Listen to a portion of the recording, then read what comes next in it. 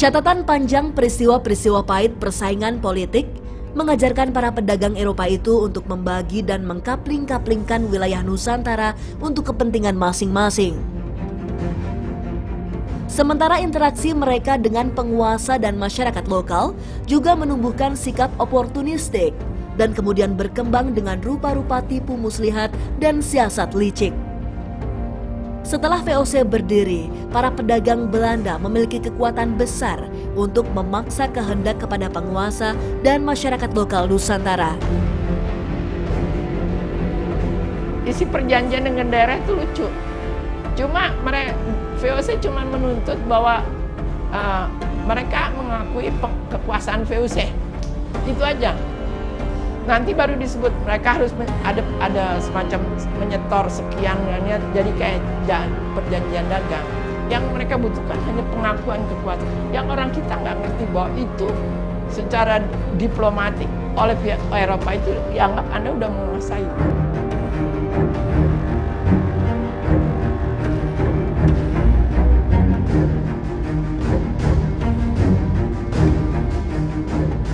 Nusantara pada masa itu sesungguhnya bukanlah terra incognita yang tidak ada penguasanya.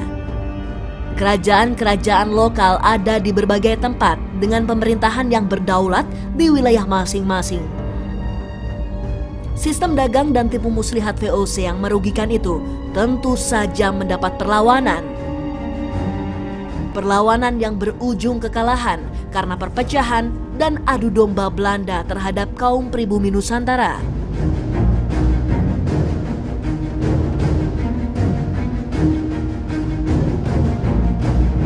Perlawanan itu nggak selalu dalam bentuk penentangan terhadap kolonial ya. Itu tergantung karena kadangkala para penguasa lokal juga memanfaatkan kehadiran dari orang-orang barat ini, terutama kalau konteks abad 17-18 Belanda untuk kepentingan mereka di dalam persaingan dengan penguasa-penguasa lokal yang lain. Jadi kalau mereka beraliansi dengan Belanda misalnya begitu ya, artinya mereka memiliki tambahan kekuatan dalam persaingannya dengan kerajaan yang lain. Ini harus kita lihat dalam konteks bahwa ketika itu belum ada yang namanya Indonesia. Jadi ketika itu masih kerajaan-kerajaan lokal yang saling independen berdiri sendiri. Jadi tidak selalu seperti yang kita bayangkan isinya itu mereka melawan kolonial, enggak juga. Kadang-kadang mereka memanfaatkan Belanda juga untuk bersaing dengan kekuatan lain. Contohnya itu misalnya ketika Belanda atau VOC itu mencoba untuk mengalahkan kerajaan Kuatalu ya, di Sulawesi Selatan. Itu seorang penguasa Bugis namanya Arupalaka itu bekerja sama dengan VOC untuk mencoba membantu untuk menaklukkan Kuatalu. Bukan karena mereka itu membela penjajah, bukan, tapi karena ketika itu Kuatalu menghegemoni wilayah kekuasaan Bone yang adalah kerajaan orang Bugis. Dan ini bisa dipahami dalam konstelasi situasi politik di abad ke-17 ya. Jadi siapapun yang bisa digunakan untuk membantu mereka dalam konteks politik lokal itu akan mereka manfaatkan. Jadi kisahnya tidak selalu tentang perlawanan. Memang perlawanan terjadi, tapi kadangkala justru Belanda dimanfaatkan juga untuk kepentingan-kepentingan politik lokal.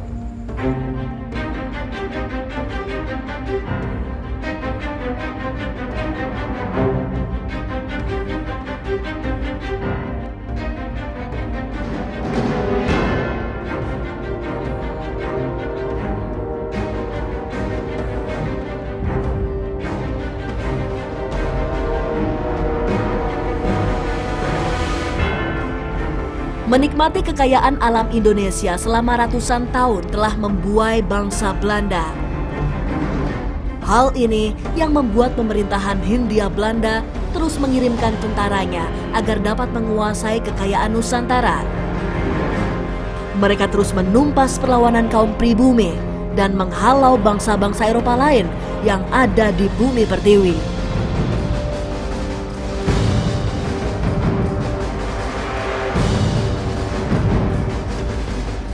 Portugis itu nggak seperti Belanda. Jadi mereka menganggap bahwa misi mereka untuk datang ke Asia itu terutama berkaitan dengan kepentingan kerajaan Portugis untuk meluaskan pengaruh dan segala macam. Spanyol mirip-mirip Portugis, ini kolonialisme oleh negara. Tapi Belanda itu beda. Yang datang ke sini itu para pedagang. bukan mewakili kerajaan, karena Belanda bukan kerajaan, dia republik ketika itu. Berbagai kota yang independen yang bersatu membentuk federasi menjadi Republik Dutch Republic. Jadi yang datang itu bukan perwakilan kerajaan seperti Spanyol dan Portugis. Dan mereka kemudian karena para pedagang ya kemudian mencari untung. Caranya bagaimana? Membentuk satu perusahaan yang lebih besar supaya nggak bersaing satu dengan yang lain. Ada 6 kota dagang utama di Belanda. Itu semuanya ngirim armada dagang ke Indonesia. Nah kalau mereka bersaing, harga akan hancur. Nah, jadi karena itu pada 1602 mereka mendirikan satu maskapai dagang yang menggabungkan ke 6 kota dagang itu yang disebut dengan VOC, Verenigde Oost-Indische Compagnie, perusahaan dagang Hindia Timur. Jadi bukan kerajaan, bukan perwakilan kerajaan, bukan negara, tapi adalah perusahaan. Nah, ini yang membedakan mereka dengan bangsa-bangsa Eropa. Ya, ini saya kira karena bagian dari konsolidasi wilayah kolonial di antara negara-negara Eropa ya, supaya kepentingan mereka kemudian tidak saling bergesekan.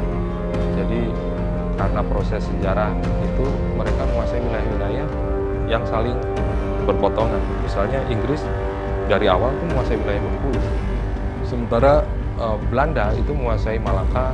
Ya, Malaka setelah jatuh dari tangan Portugis dikuasai Belanda, dan juga Singapura kalau nggak salah ya. Nah ini kemudian menyebabkan dua wilayah ini seperti darah kantung di wilayah koloni bangsa lain. Malaka itu ada di Semenanjung Malaya yang ketika dikuasai Inggris, sementara Bengkulu itu ada di Pulau Sumatera yang dikuasai oleh Belanda. Jadi untuk memudahkan pengaturan koloni dan mungkin juga karena ada kesepakatan-kesepakatan di antara kedua bangsa ini, akhirnya itu ditukar. Dan ini saya kira bukan yang pertama. Dulu di abad ke-17 itu dalam kasus perdagangan pala di Kepulauan Banda, Inggris itu pernah menukar satu pulau mereka yang namanya Pulau Run dengan Belanda, yang mendapatkan Pulau Run yang ditukar oleh Belanda untuk Inggris, yaitu Pulau Stuyvesant Island itu di island di mana di Amerika Utara yang kemudian menjadi Pulau Manhattan, dan beberapa koloni lain di Amerika Latin itu dipertukarkan. Jadi Belanda mendapatkan Pulau Run, dan juga ada beberapa koloni seperti Curaçao, Antillen itu yang di Amerika Latin. Nah, Inggris mendapatkan Manhattan dan New Amsterdam yang sekarang menjadi negara bagian dulu.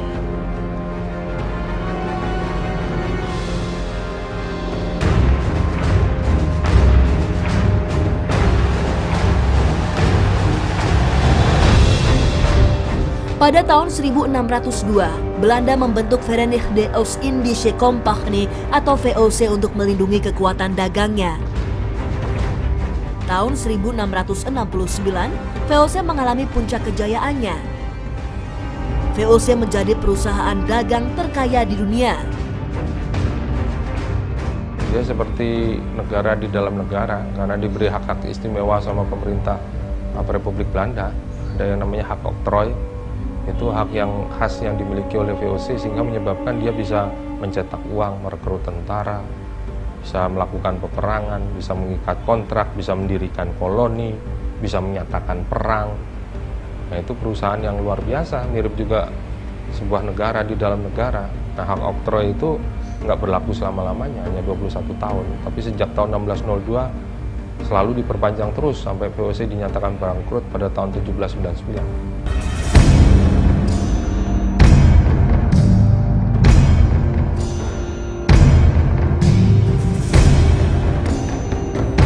Namun akhir tahun 1799, VOC resmi dibubarkan karena mengalami kebangkrutan.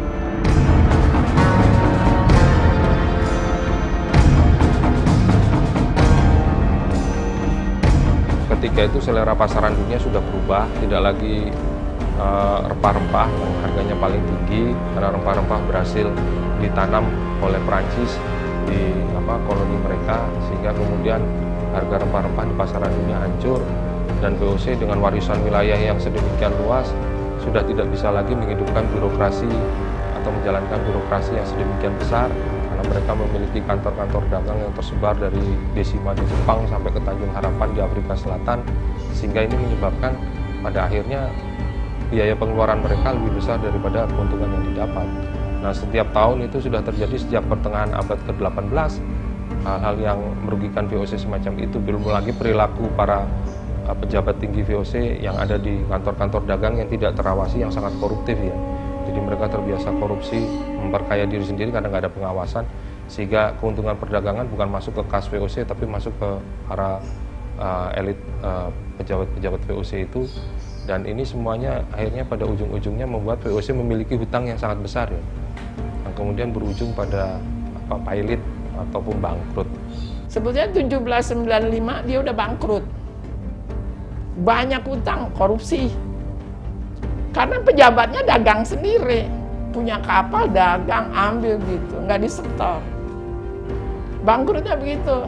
Sebetulnya ya korupsi. Kalau orang, kita kan nyebut VOC itu Verhan under korupsi. Jadi tenggelam di bawah korupsi.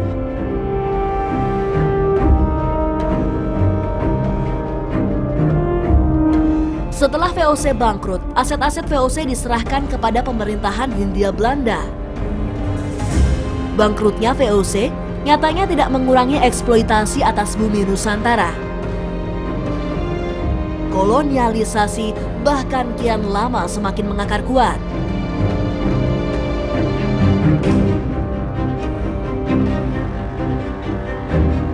VOC itu kan kamar dagang yang hanya diberi hak untuk mengatur.